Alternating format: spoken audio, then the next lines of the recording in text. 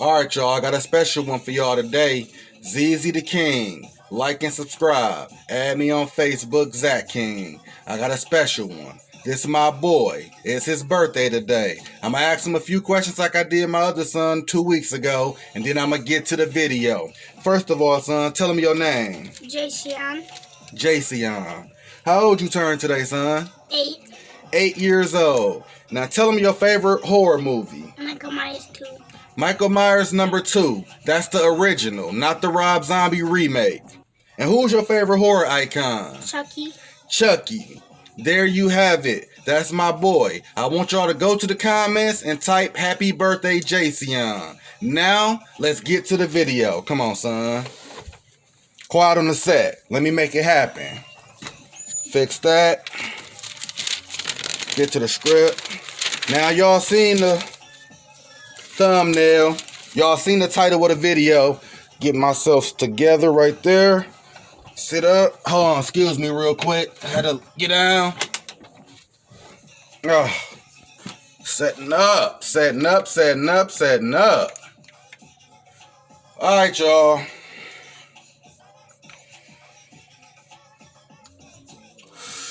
Zeezzy the King. Like and subscribe. Add me on Facebook, Zach King. Now, this movie right here, to me, I like this movie. You seen the thumbnail, you know what it is.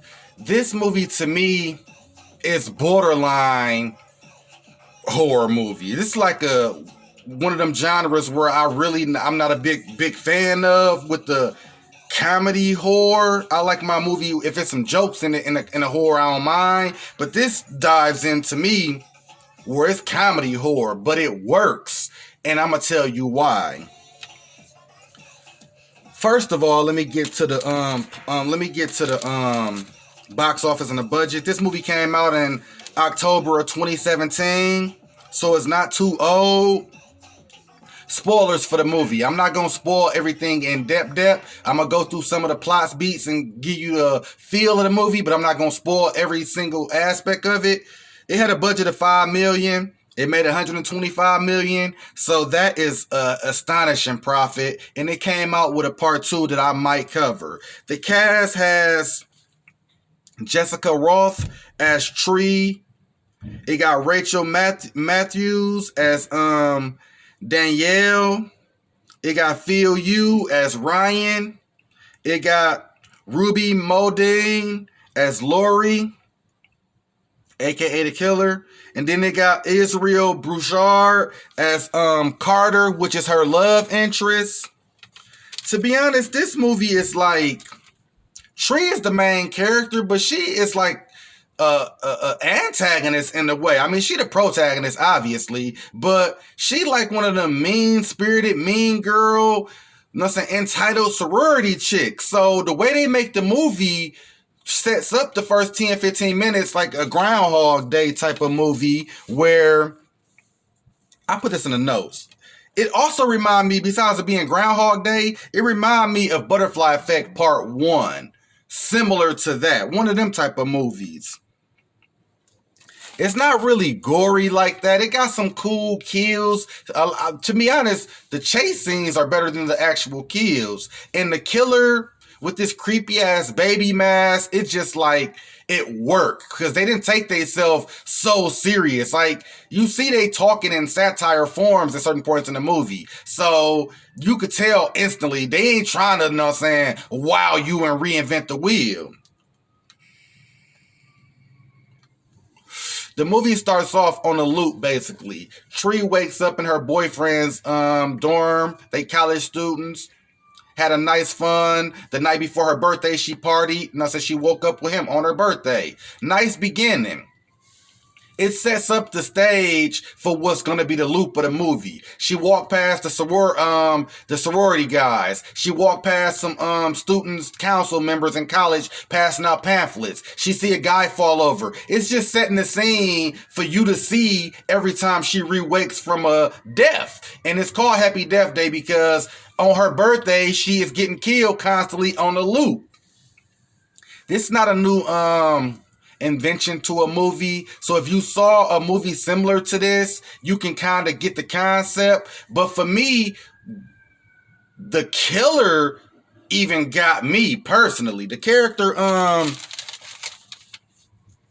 Lori, which is her sorority sister. She nice, preppy. Like, you see all of the sorority chicks got uppity, entitled personalities. I don't eat trans fat. What are you doing with a cupcake? You know what I'm saying? They all real prissy type, you know what I'm saying, bitches. But Lori is like nice to everybody. She's like not so uppity, beautiful type. Even though she a nice looking lady, she ain't like the other chicks clearly. So turning her out to be the killer was a good twist, except, to be honest, on rewatch, it falls apart. And I'm not going to break every story plot beat boring down, but it's a killer in prison who's basically, you know, so I think he has something to do with Tree's mom death or not, but he's suspected to be broken out, and it's a lot of loops throughout the movie where every dream Tree get killed in the party. She get killed walking home from the party one day. Like, every dream she get killed, but it's differences in how she get killed, which means when she wake up, she got more clues for her and you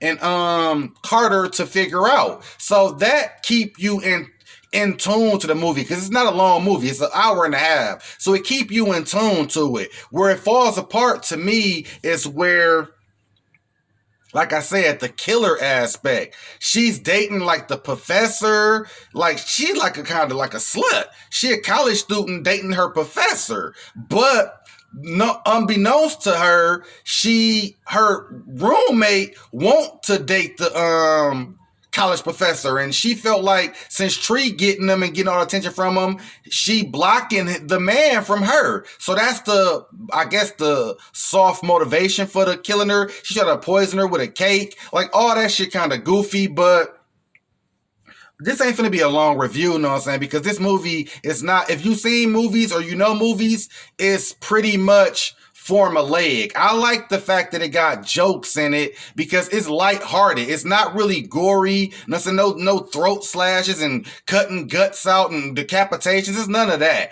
Like, when he get the kill, it's like tempered down. Sometimes you might see a stab. For the most part, every kill ends with her waking up the next morning. It got a cool, if you heard my intro, it got a cool birthday song. That's her ringtone that Lori changed. Like, the movie is decent, you know what I'm saying? I'm going to be honest. I'm going to give this movie overall, I'm going to give it a 5 out of 10. It's passable. It's, you know what I'm saying, you rewatch it. I think it's better than part 2 personally, but you rewatch it and then some of the things break down from what you experienced the first time. It's similar to me with Bird Box. That was a 8 when I saw it on first viewing. On second viewing, it was a 4. Like, things break down on second viewing. And that's what happens in Happy Death Day Part 1. It breaks down on second viewing. But if you never saw this, I kind of spoiled certain things as far as the killer, so I'm sorry about that.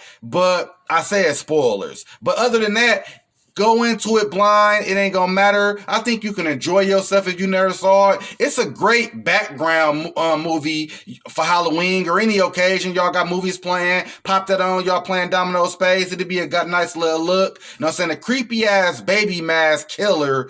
I liked it for some reason. It wasn't scary. This movie is not scary or even creepy. It's just that baby mask with the one tooth. It worked for me. Like I said, this is a 5 out of 10.